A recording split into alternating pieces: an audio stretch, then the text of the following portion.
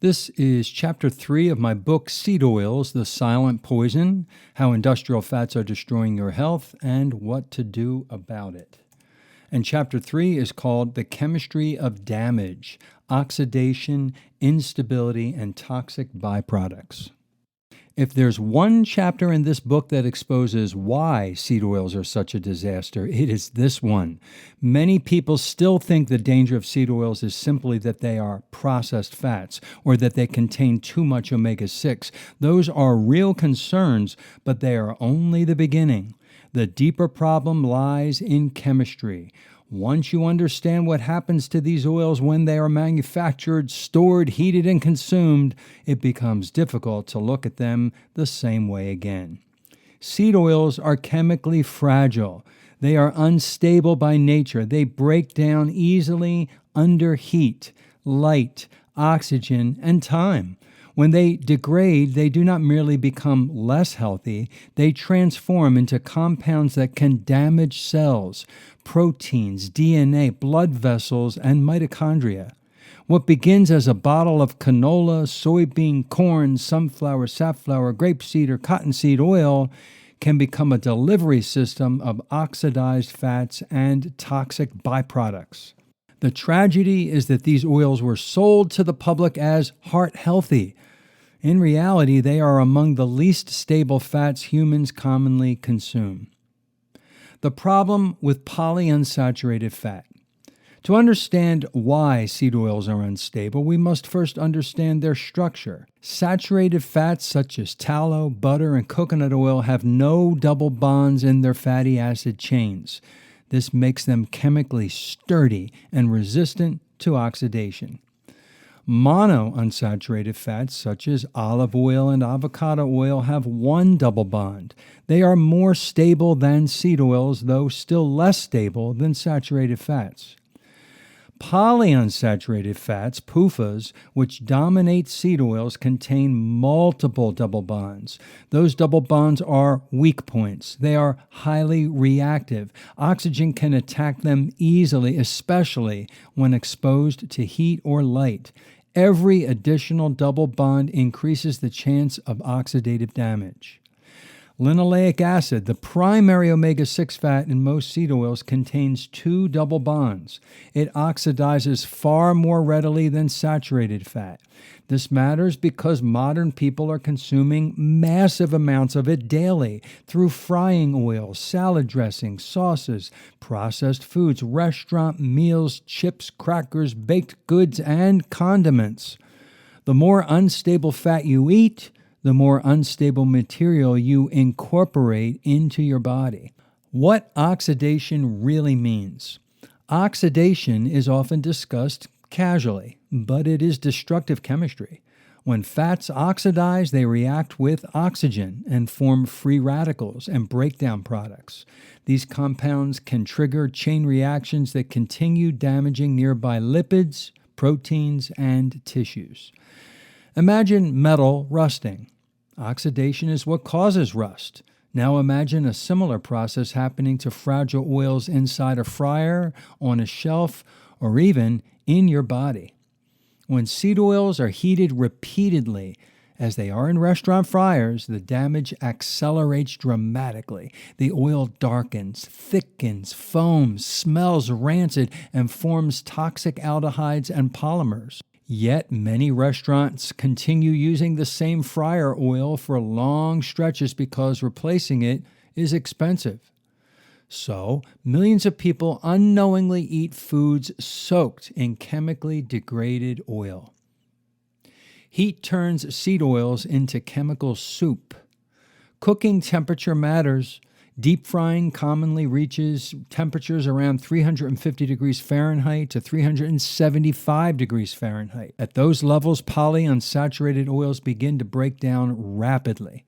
The major products of heated seed oils include lipid peroxides, aldehydes, 4-HNE, MDA, acrolein, trans fat isomers, polar compounds, polymer residues. These are not harmless compounds. Many are cytotoxic, mutagenic, inflammatory, or damaging to vascular tissue. 4-HNE, for example, is a reactive aldehyde formed when omega-6 fats oxidize. It can bind to proteins, interfere with enzymes, damage mitochondria, and contribute to degenerative disease processes. Researchers have linked lipid peroxidation products to atherosclerosis, neurodegeneration and insulin resistance, and chronic inflammation. This means the issue is not simply calories or macros. It is chemistry.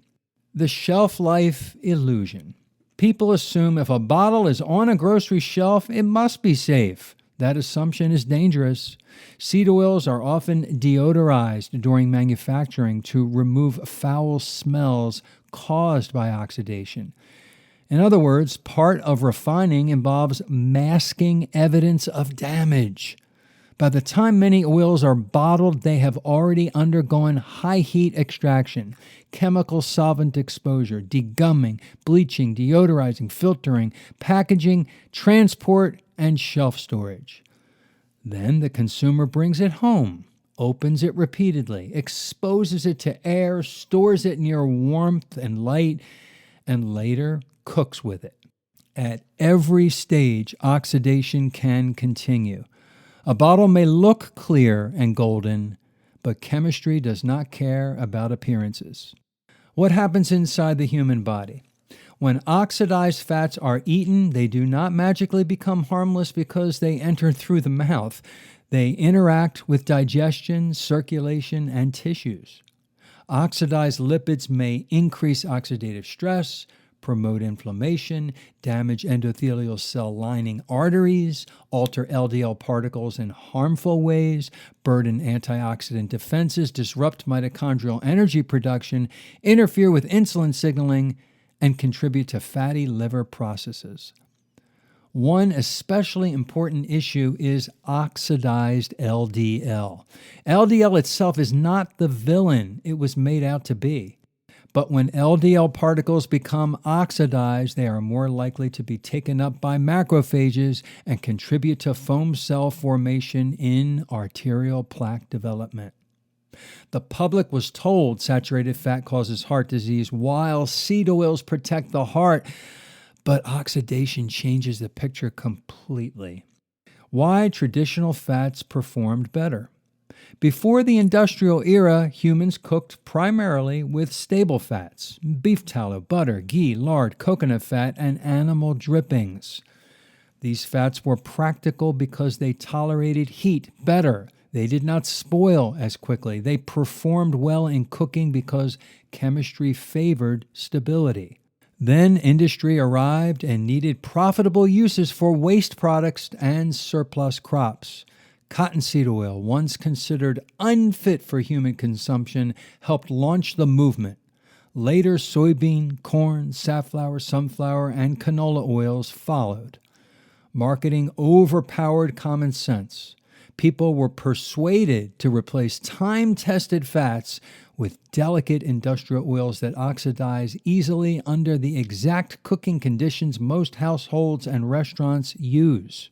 The reheated fryer catastrophe. If you want the worst case scenario, look at commercial fryers. Oil is heated for hours. Food particles contaminate it, moisture enters it, oxygen contacts it, the oil is cooled and reheated repeatedly.